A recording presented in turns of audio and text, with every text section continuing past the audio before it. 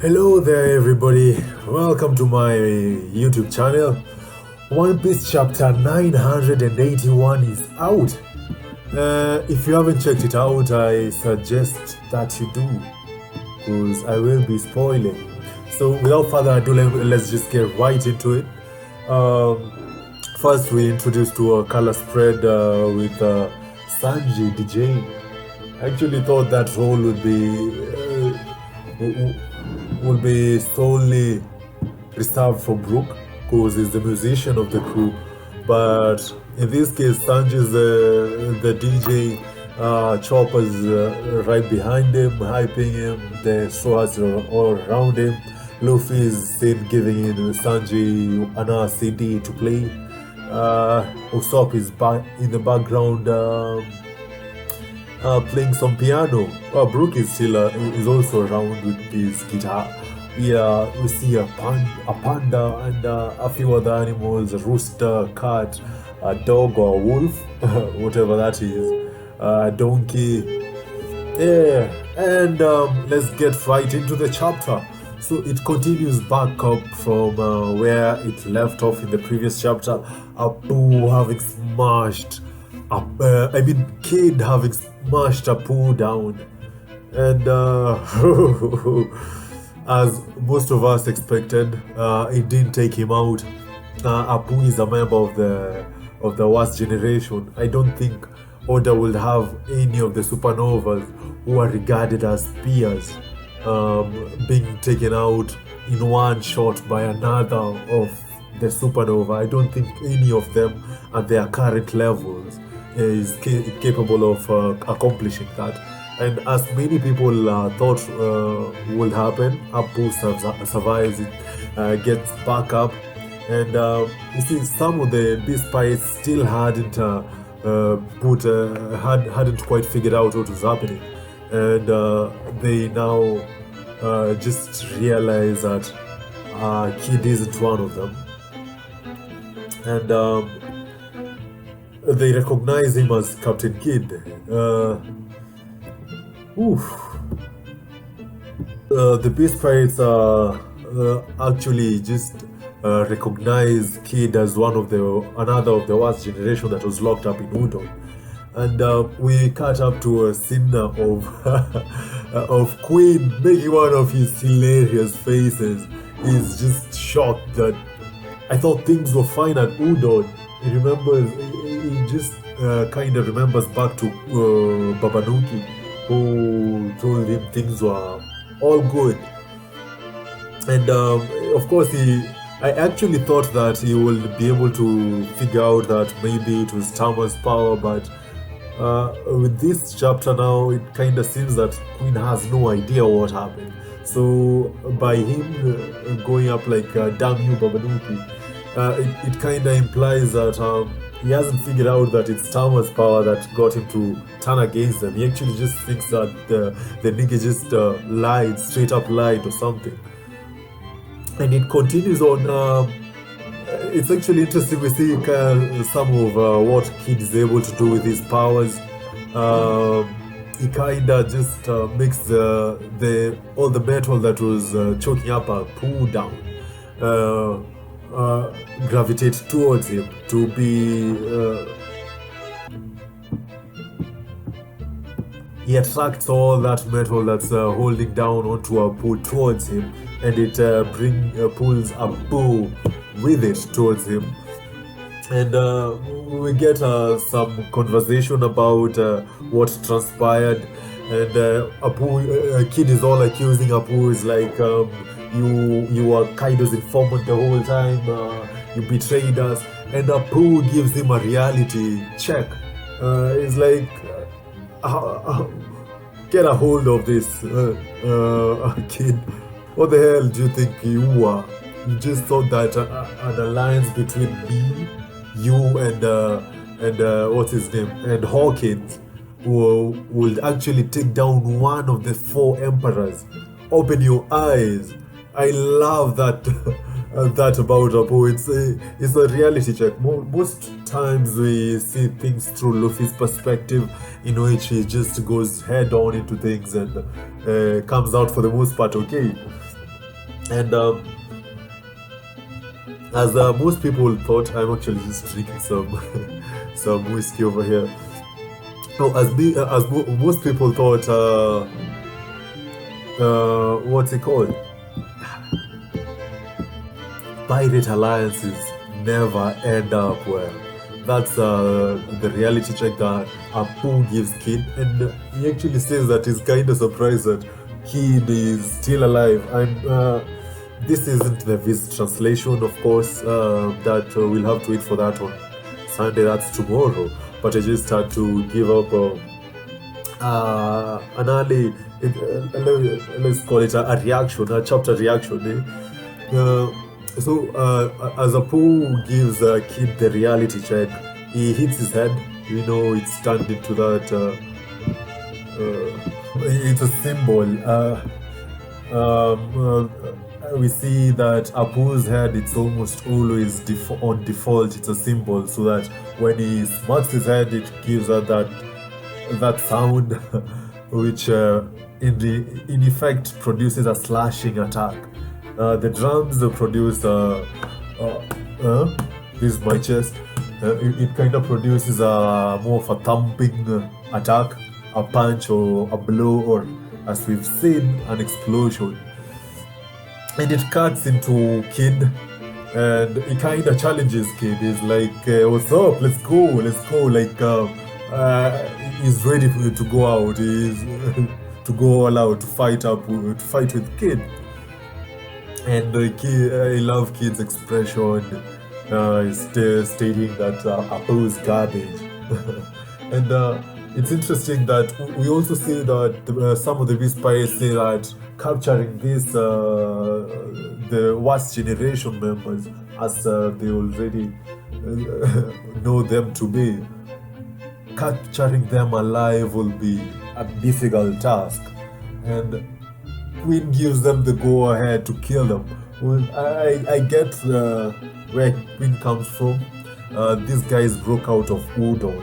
That's Queen stuff, and he's definitely going to get shit for this later if he doesn't take care of this right now. And it's much better to,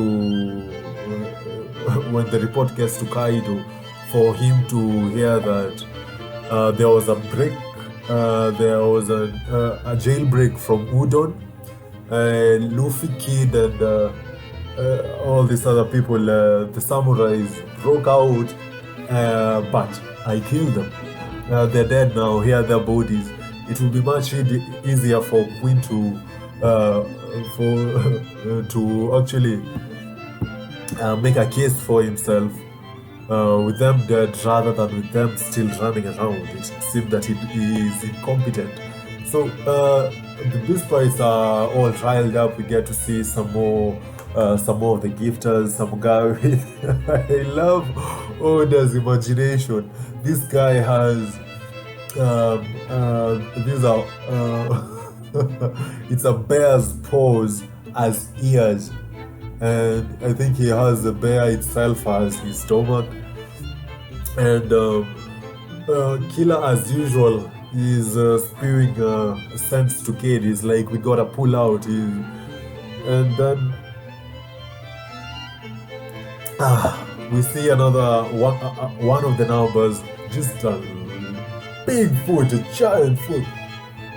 And the guy is the other pleasures and gifters, I guess, are like, even if you take them down, do you really think they will make you a member of the Flying Six?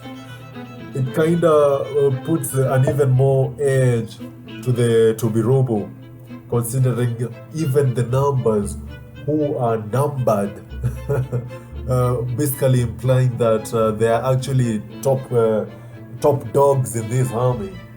Even them, they're like being told, do you really think they make you a member of the Flying Six for taking out these riffraffs? From their point of view, they're still looking at Luffy, Kid, and the whole alliance as just riffraffs. These are just new upstarts, and because their boss is Kaido, who in their right mind would think up that Luffy or Kid or anyone in that sense of the word could take on Kaido and actually win.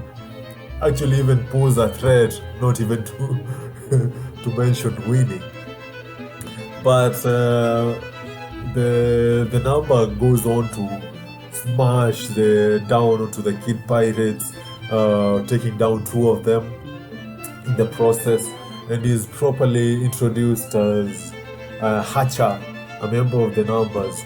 And we know, I guess the name just comes from the Japanese words numbers. I mean, Hachi basically stands for 8, so it's called Hacha. Basically, is the 8th number among the numbers.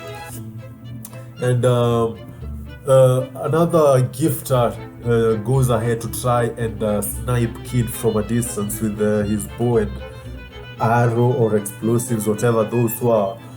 And Luffy jumps between them, takes the hit or kicks it.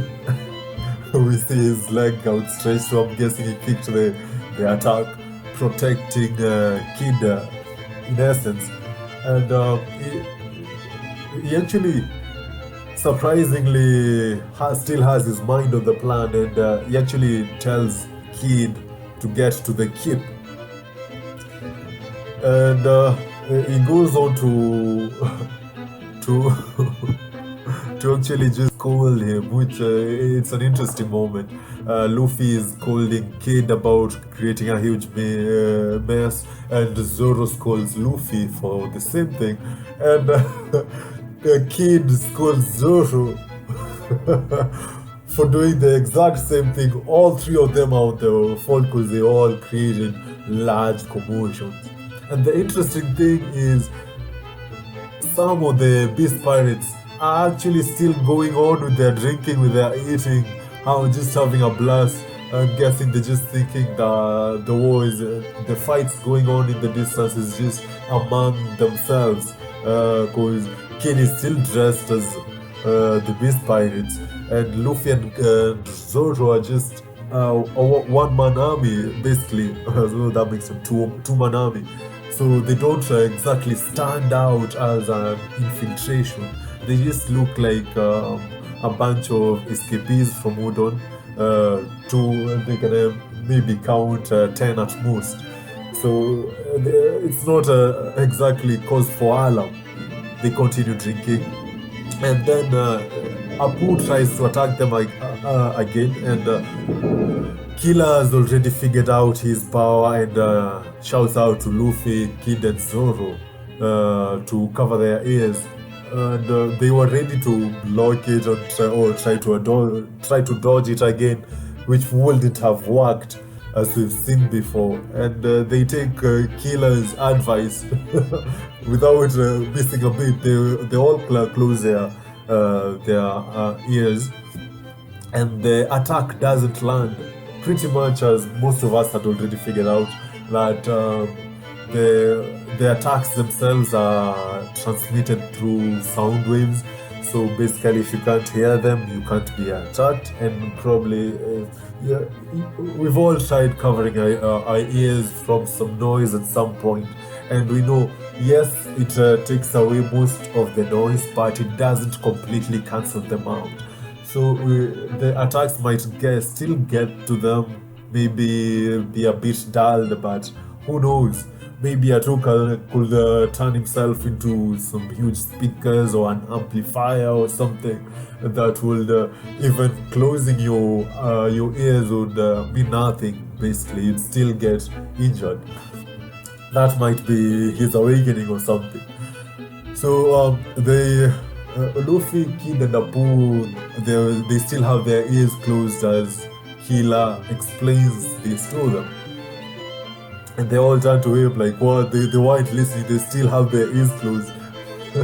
It's actually an interesting comedic moment from Oda, and I love this about One Piece. I love this about Oda. I actually started watching One Piece without knowing that there was an actual community behind it, actually reading and reviewing it and discussing it. And it's interesting that he's able to keep this so level of humor and comedic moments in even in a time like this, in a time of war. Oda is still able to do that, and I just love that.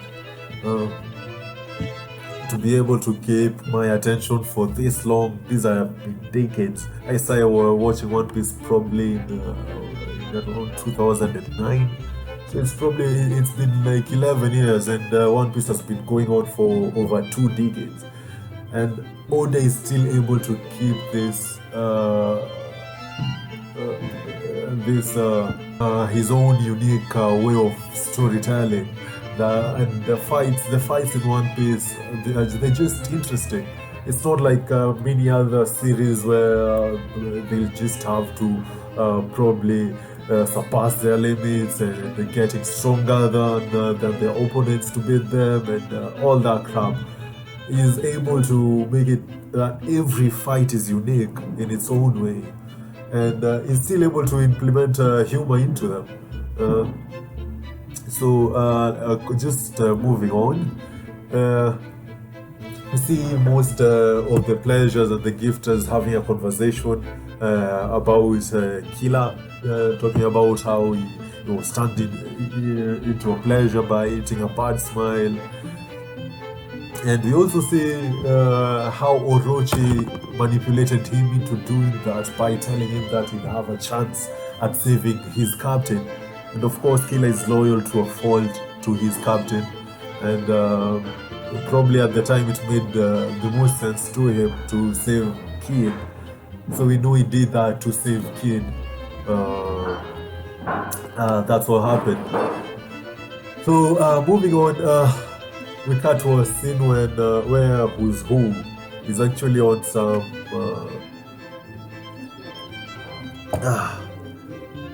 is on some platform looking down at the plaza where the party is going on, and the kid are causing a commotion, and he instantly figures it out.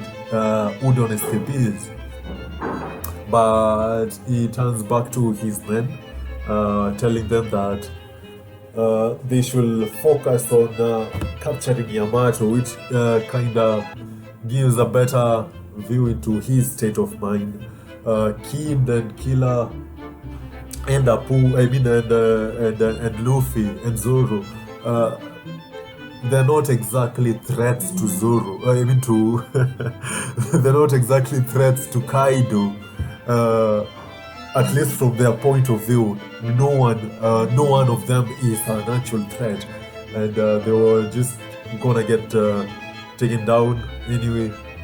It wouldn't exactly be big enough for Who's Who to be made a calamity, as is his ambition.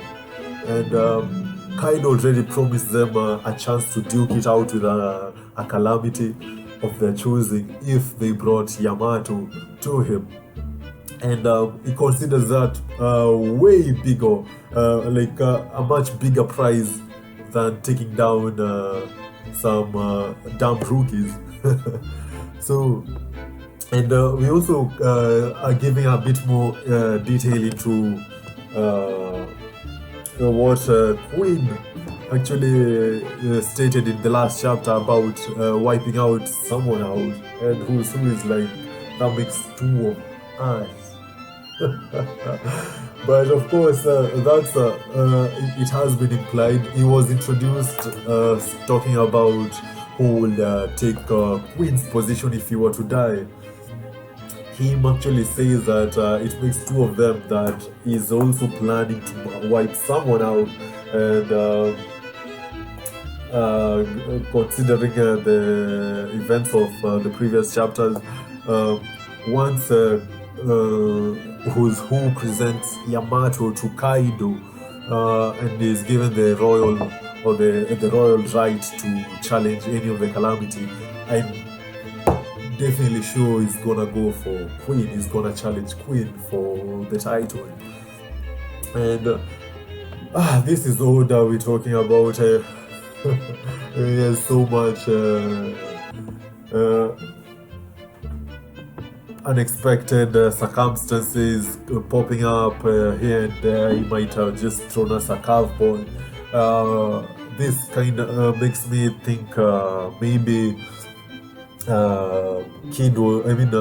Queen was talking about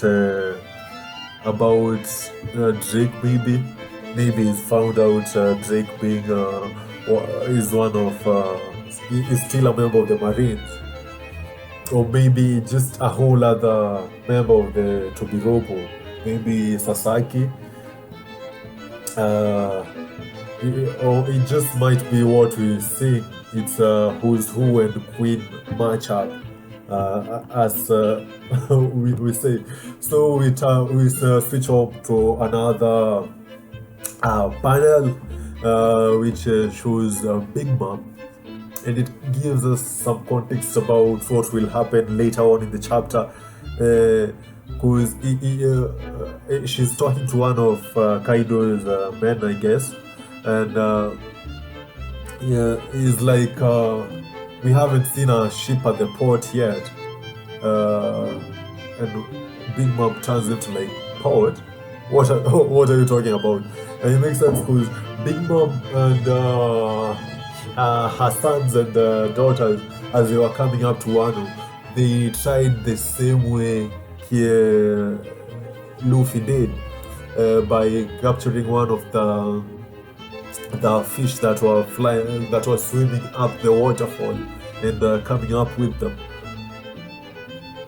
As far as they know, that's the only way into Wano. I'm guessing they're not still sure, they're not privy to the information about the hidden ports which the officials and Kaido's crew use to get back into the world and get back into Wano in and out as they please. We'll get back to that later in the chapter. So moving on, we come back to Kinemon's forces. They are moving their way onto Onigashima, and it makes much more sense that as they are moving along, they hadn't expected to get this far without any of Kaido's forces being aware of them. They expected it to just be a big out brawler, and it's actually funny how they expected to achieve that without. They've been plenty lucky. I'll just say that they've been plenty lucky so far. So they're building on to their luck, getting that far without being spotted.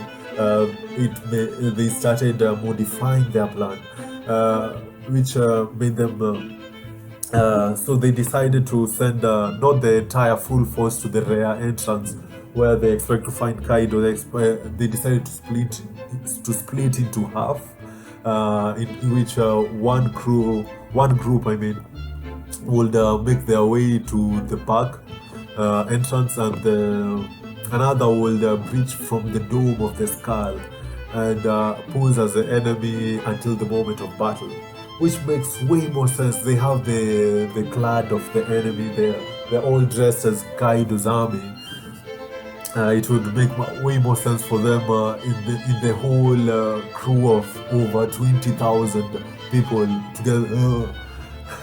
Over 20,000 people. I'm so sure that not all of Kaido's crew know everyone who's inside the crew by name and by face. That's impossible. So it will be easier for them to just breach and blend in with the people, drinking and eating, and wait for the moment of the battle. It will make way more sense and practical, strategic sense in the moment when they ambush Kaido, Orochi, and in this case, and Big Mom.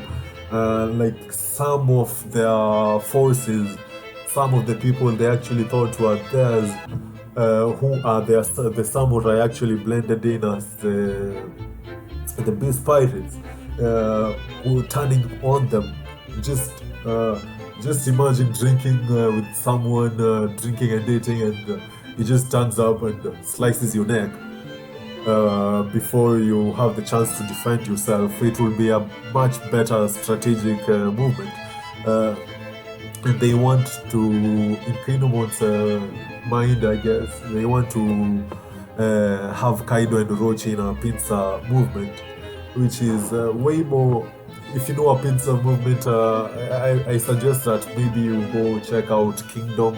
There's a lot of strategies of war that's talked about a bit more in depth in there, and now that Oda is able to incorporate almost everything into One Piece, and even this moment of war and strategic planning, and it's so refreshing to see it in One Piece. We're used to Luffy always just charging in ahead. Of course, he's doing that, but that's part of a greater plan in this case, because they're only acting as a distraction, and we see that come into play just in the next panel, because we told that when people heard that Luffy and Kid had breached the party and they were causing a commotion, most of them went there for the fight. Nobody. Oh, we come back to Kinemon at the brothel. It's a newer addition from the, because they had the outdated maps of the blueprints to Kaido's fortress, which was from 20 years ago. Of course, in 20 years is so much that could have changed. Of course, Black Maria and the other Tobiropo don't look that old, so I'm guessing in 20 years ago they weren't that big a deal, so they weren't there, meaning these buildings wouldn't have existed back then. So now, and the bridge that the only bridge that crosses through there is in full view of the brothel, and the alliance is kind of they're all like wondering how they'd get across without raising any suspicion, because it'd be 2,000 troops, soldiers just marching across the bridge. If anyone was in the brothel, they'd definitely be able to notice them. So another interesting bit. Sanji is still having. We know it's the nigga has been on a dry spell. He's been on a dry spell for 2 years, and as far as we know, he still hasn't gotten some. He was in Fishman Island. Well, the mermaids were fish. They are fish. I don't want to think where that's taking your mind to, but they were fish. So Sanji, on hearing a brothel, it just goes all out, total Sanji, and is drawn to Black Maria's domain. We actually told it's Black Maria's domain, a member of the Flying Six, and it draws Sanji in straight into it, and we come back to Carrot and Nami and Shinobu, who say they form a team to go and search for Momonosuke, which makes sense.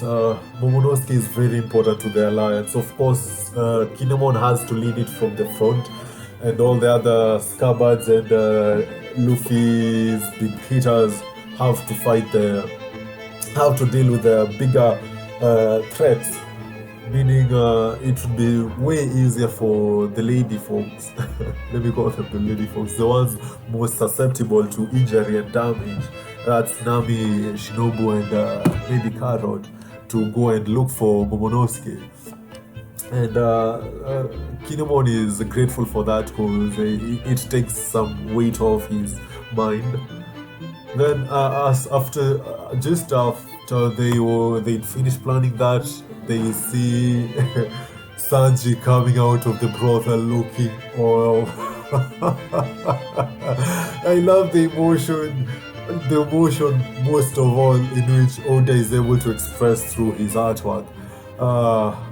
You can just see the depression, the disappointment in Sanji's face, and everyone is able to get that immediately just from seeing his face. They're able to just figure out that he looks like he hasn't seen any women. And a brothel with no prostitutes will definitely have no men. What will the man be doing in a brothel without women? Women are the backbone of brothels and stuff. So they figure out that none of the no one's in there. So they all start crossing right across the bridge without a care in the world, thinking that the brothel was empty. And that just as they were crossing, Kinemon is still telling them to be careful if they see any silhouette in the windows. And just as he's warning them about that, they hear a voice, "What's all that racket?" And you can guess who's saying that. And Big Mom opens the slider doors. Looking all cute, Olini, she actually looks cute when she's all Olin without the memory and being just a good person. And knowing all that happened to her as a kid, we can frankly sympathize with her enough to be able to call her cute in this panel, cute in an old way. So she opens up and Kinem was already instructed all the samurai jump into the water. They all jump into the water offside. And the brachio tank remains standing on the bridge with the commander Chopper just looking into Big Mom's face. Big Mom's face. We see a close up on that. And Chopper's shock. Aye. So we cut out. Okay, let's just go back to that. The humor in this comes that in Totland we were introduced to a bit more of Big Mom's her hobbies and stuff, and one of her hobbies was collecting rare and maybe let's say endangered creatures and storing them in Montdor's books book prison, I'd say, through his book fruit or something. I don't think we've ever been introduced to the name of the devil fruit Montdior has, but that's where she keeps all of her rare specimens. And in Totland, Brooke actually fought with Big Mom, and after losing, Big Mom carried him around as one of her dolls, a rare creature. I'm guessing it's only because Dior was around. She wasn't able to imprison Brooke in it, and she loves cute stuff. Just looking at Totland with all the flowers singing and the cutlery talking, the stones and trees talking and doing stuff. She likes cute stuff, and Chopper is the epitome of cute for One Piece.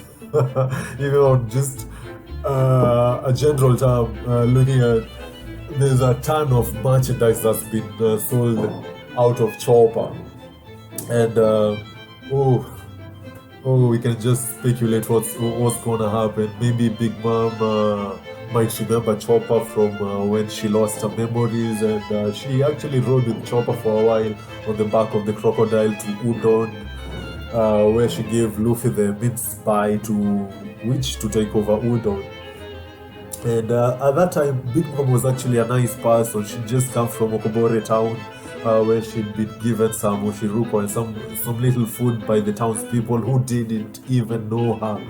And she was grateful for that. She actually wanted the oshiruko in Udon so that she could go back to the town and share it with the townspeople. So it could go a number of ways. This will actually go a number of ways. I can just guess a few of them. Big Mom could actually could take a hold of Chopper and hold on to him as a cute stuff, a cute pet. And I'm just picturing the scene, and Chopper will probably turn to the samurai with an okay sign, sign telling them to just let it be and continue with the raid as planned, let him take care of himself. He might be able to make some eye contact with Kinemon and be able to pass the message through, in which the Big Mom will go ahead to take Chopper into her wing, under her wing, and then the Kinemon's forces will continue on with the mission. And with Big Mom in Chopper's hand, I'm guessing she might have some flashes of memory, thinking back into when she was with hanging out with Chopper and stuff, and she might actually begin to question her memories. She might wonder what happened, how did she not remember any of that, and all of that, and it might lead to Chopper explaining about the amnesia, and he might actually be put in a place to actually work or in order to cure Big Mom's problem, disease, which Chopper has seen it firsthand. He'd have an idea of what's going on. So I'm looking at Chopper just being put into some sort of laboratory to just figure out Big Mom's cure, and in the process probably figure out the cure for the smile fruit effects, as we expect. Okay, I'm just as many people have theorized, we expect Chopper at the end of Wano to be able to cure the people who had been forced to eat the smile devil fruits and lost their ability to express their emotions other than laughing. We expect Chopper to be able to accomplish at least that. So this will give the perfect opportunity for him to be able to work on that under Big Mom, so he wouldn't have the beast pirates going after him, because he'd be working for them essentially. The other way this will go, Big Mom might try to take Chopper. I think the first option is more likely, but in the option that Chopper decides to fight against being taken captive, the samurai might actually be forced to fight with him against Big Mom, and it will give us an interesting battle, because from how it seems, Big Mom might just be there with some of the servants getting ready for the fire festival, and people might not be there, as had already been figured out by the Alliance. So a fight breaking out here might actually just go unnoticed. We might be able to get to see some of the samurai's powers, Kinemon's powers, which they are so interesting. I can't wait to see them against Big Mom.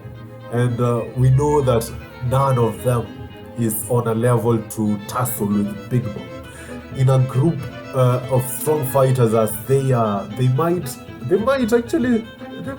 stand a chance. They might, okay, not exactly stand a chance, but they might push Big Mom. They might have some interesting attacks that might actually injure Big Mom or hurt her in some way, and it would be an interesting fight. So it could go either of the ways. She might take Chopper, and Chopper goes undercover, just telling the Alliance to move on without him, as he works on Big Mom's cure and stuff, as they figure out shit with Big Mom. And the other way, where he decides to resist, or maybe Big Mom tries to take him, and the samurais, thinking that Chopper is in danger, they might actually just come up and decide to fight it out. And with that, we move on uh, to the Big Mom ship. We introduced back to it on the outer waterfall of Wano. Spero is leading his brothers up the waterfall, and as they're moving up the waterfall, they're having a conversation, and they've already gotten in touch with Mama and have been informed of the alliance with the Beast Pirates. And most of them are actually still quite skeptical of this. Like, what the hell? An alliance with the Beast Pirates? Is Mama even serious? Is she sane? As usual, Smoothie is loyal to her fall to Big Mom, and she's like, it's what she's decided. And we see Daifuku just reminding them their purpose of coming to Wano, which was to kill Luffy, because basically their reputation had just been tarnished in a really bad way with Luffy's escape from Totland. So that's their first and major priority, and they say that before anything else, before any talk of any alliances or anything, their first objective is to kill Luffy. And we also see Flampe talking about how she wants to get Kaido to like her, which is it's interesting. Oda almost never introduces anything into his story without having some agenda to it. And with the Flampe's with Flampe's statement talking about getting Kaido to like her, and I'm guessing that's what Ulti did. That's what Ulti's position is.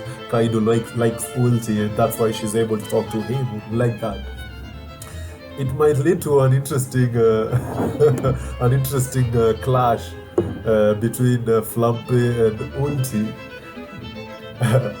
just saying, a competition to get Kaido to like them. They might actually, we know women. They might not get along, both trying to be Kaido's favorite. And just as they break into Wano, Pero spots a flying creature coming towards them, and is like, huh? It's King again.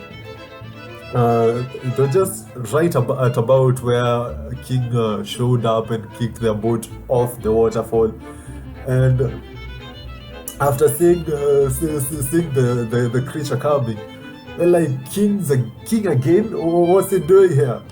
And by the time they figure out it's not King, it's actually Marco. Marco is showing his face in Wano. I'm guessing that was expected. When Nekomamushi went to get him, he said that he was protecting Whitebeard's home island, which was where Weevil was heading. So we don't know what happened. They might actually have been able to encounter and talk to Weevil. Maybe Weevil's remained there to take care of the place. Maybe in his father's memory, or they might actually have recruited him, and he actually came there with them. Interesting stuff here. So we see Marco's hybrid form, the Phoenix Wings and Phoenix Talons. He just looks majestic, and is introduced as former First Division commander of the Whitebeard Pirates. And he says, like, it seems he speaks as if he already knew of the alliance between the Big Mom Pirates and Whitebeard, which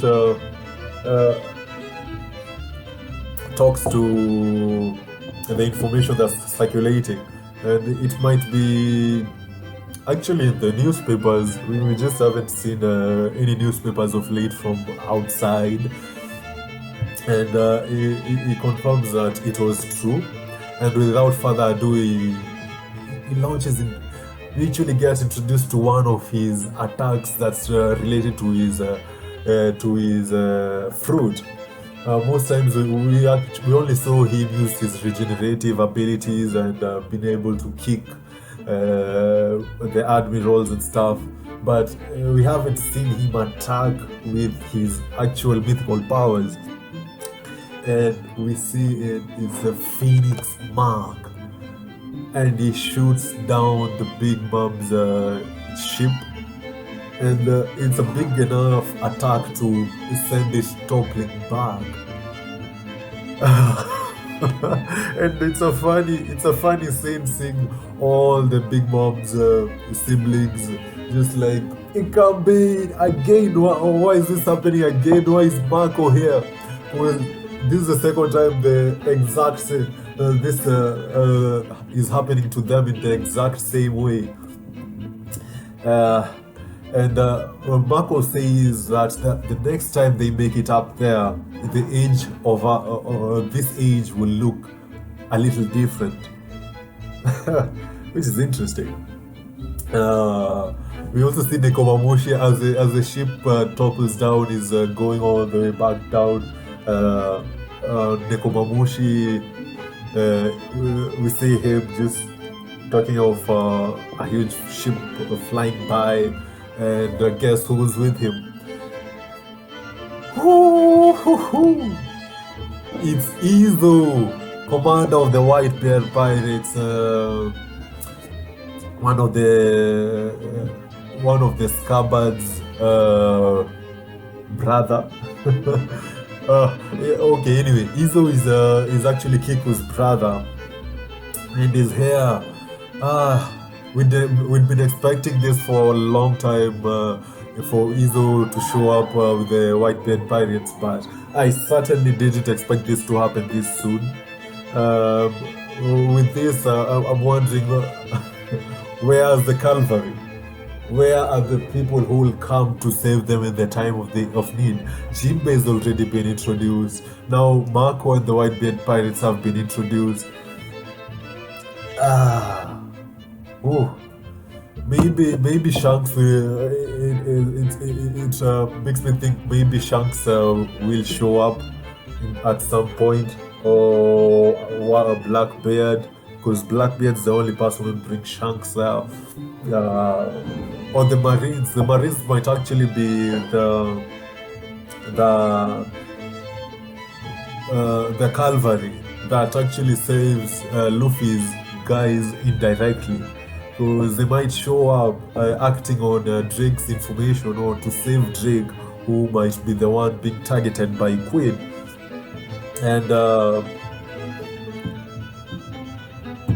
they might provide a useful distraction. Probably Luffy might challenge Kaido, and after a fight, or with Big Mom. Okay, Big Mom is kind of far, but Luffy might actually fight with Kaido and lose.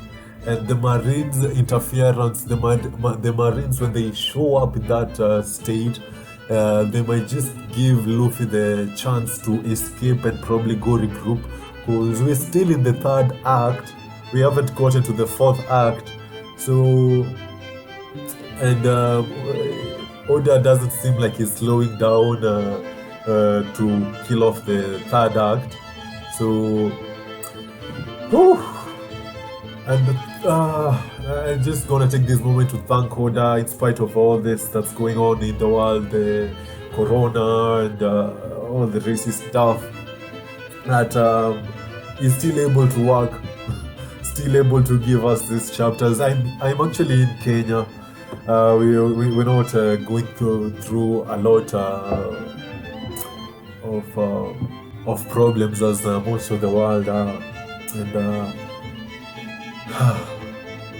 if you are a One Piece fan, of course, you know what Oda's story's been telling us for the most part about racism. We've seen that in the Fishman Island, and the slavery and stuff. And please, just, if you're there, and if you just,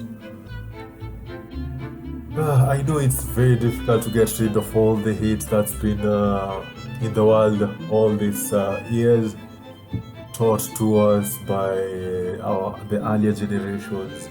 But I'm guessing at this point in time, we're able to get information way more in a much better way. So um, before you just listen to some misguided notions, it's so much better to experience stuff by yourself. I kind of like Luffy's what Luffy does. He doesn't take people's considerations into heart or when judging someone. He likes to judge people by his own interactions with them. And I just hope we get through this, because, well, I'm not ready to die. I'm not ready to die. I don't want the world to end. I'm just getting shit figured out. And oh, this will be the worst possible point the world will decide to end. It should have ended when I was a kid. It should have ended when I was an old man. Not now, when you feel me? So anyway, with that, the chapter ended. I am guessing I'll see you next time. This is Kozuki.D. I don't think we'll have a break next week. I really hope we don't. I'll see you next time. If you like this video, please like, share, and subscribe. Let's have fun. Let's get in touch. Let's talk. Let's discuss One Piece. I love this series. I guess I think it'll make it makes people who actually read it actually better people. And see you next time. Peace.